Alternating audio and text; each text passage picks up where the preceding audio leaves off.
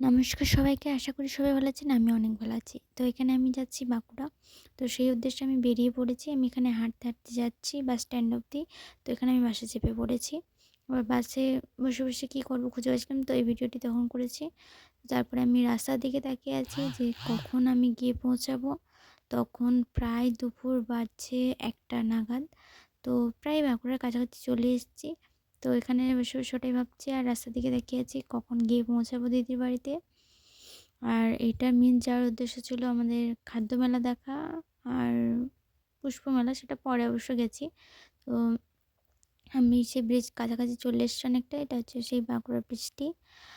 তো এরপর আর কিছুটা গেলেই চলে যাব। উম আর যেতে, যেতে এটাই মনে হচ্ছিল যে আর কতক্ষণে যাব। কারণ তখন অনেকটাই দুপুর হয়ে গেছিলো। তো এখানে আমি প্রায় চলেই এসেছি আর তারপর নেমেও পড়েছি।